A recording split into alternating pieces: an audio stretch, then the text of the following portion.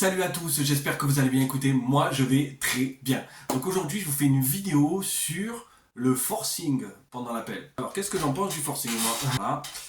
Le forcing, il faut comprendre un truc. Je comprends pas comment ils font pour dire à des gens qui sont en dessous, qui sont responsables de leur pôle de vente, va faire les poches à tes clients. Quand je dis va faire les poches, c'est vraiment va faire les poches à tes clients. Lui, j'ai travaillé avec lui pendant une semaine. Je suis pas resté plus longtemps parce que c'était horrible. J'avais un script de 10 pages, d'accord? J'étais enregistré, jugé, et derrière, on me forçait la main. C'est-à-dire que, écoute bien l'anecdote, hein.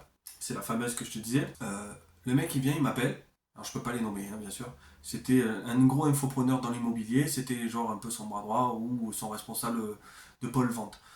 Ce mec, il m'appelle. Il me dit, ouais, Thomas, j'ai un bon client pour toi. Il me fait carrément écouter l'audio du client. Il me dit, écoute, lui, il est chaud. Si tu le vends pas, je peux plus rien faire pour toi. Il me dit. Je fais d'accord. Donc, on arrive à la fin de l'appel. Je discute avec le mec, en fait. Et le mec, il me dit, écoute, moi, j'ai que de l'espèce sur moi parce qu'il il a retiré, tu vois, donc il a que de l'espèce sur lui. Et il me dit, donc je peux pas, je dois nourrir ma famille, donc je peux pas me permettre de sortir de l'argent que je dois nourrir ma famille. Ce qui est normal, hein. Revenons à quelqu'un de sensé, c'est normal de nourrir ta famille avant de t'acheter un truc, soi-disant, pour investir dans l'immobilier. Donc le mec, il me dit, écoute, je peux pas. Et moi, je lui dis, ben écoute, il n'y a pas de souci.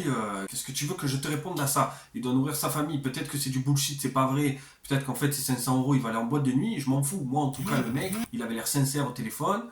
Je le connais pas. Il me connaît pas. Enfin, ça paraît logique que le mec se dise que je vais pas lui donner. Ça coûtait 2500 euros le truc. 2500, 3000 euros. On finit l'appel. Et l'autre m'appelle. Il me dit, sur l'appel, tu aurais dû pousser à la fin.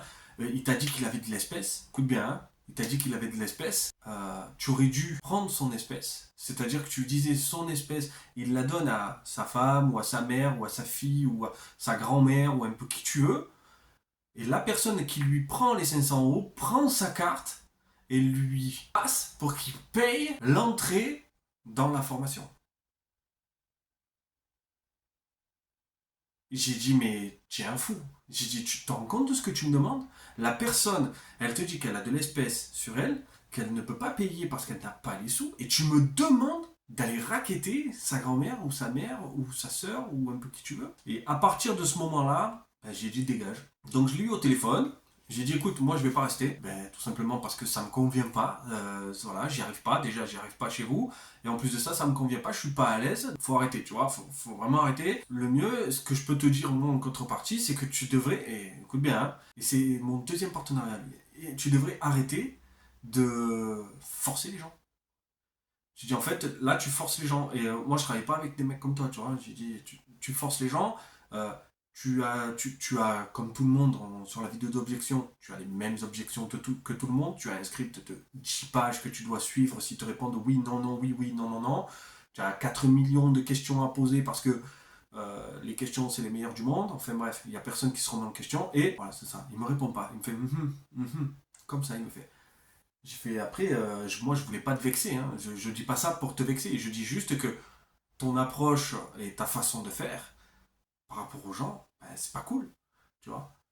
Il me dit oui, mais tu t'es jamais demandé que si tout le monde avait les mêmes résultats, c'est parce que tout le monde fait du chiffre d'affaires, nous on gagne de l'argent, pas toi, quoi pas toi. Voilà, donc c'est pour ça qu'on a tous la même chose, et je fais d'accord. Je fais donc quand t'es en train de me dire que toi t'es sur un pont, vous êtes tous sur un pont, vous sautez tous dans la rivière, vous vous cassez tous la gueule à un moment parce que la rivière est pas assez profonde pour tout le monde, alors que de l'autre côté du pont, t'as la mer, tu peux sauter, tu sais que t'as pas de fond, t'es tranquille, tu me dis que tu vas suivre les mecs. Ouais. Donc, après ça, on a raccroché, hein, parce que ça servait à rien. J'avais essayé, en fait, de juste l'aider. Mon but, même si j'avais pas fait de chiffre d'affaires, parce que j'avais fait zéro vente avec lui, c'était pas un mauvais garçon. Moi, je voulais juste l'aider. Mais encore une fois, aider qui mérite d'être aidé. Parce que franchement, ces gens-là, ils méritent pas. Et même moi, maintenant, avec le recul un peu, je me dis, j'aurais peut-être même pas dû lui donner cette info. J'aurais rien dû dire, me prendre, me tailler, terminer. C'était vraiment pour vous parler de cette anecdote où le mec m'a fait un forcing, m'a dit va chercher la monnaie dans le portefeuille du client. Il est hors de question que je fasse ça. C'est clair et net. J'espère que pour tout le monde, c'est la même chose parce qu'on n'est vraiment pas là pour faire du mal aux gens. On est là vraiment pour leur apporter quelque chose de nouveau et de différent, que ce soit dans n'importe quelle chose que tu travailles, mais pas escroquer les gens.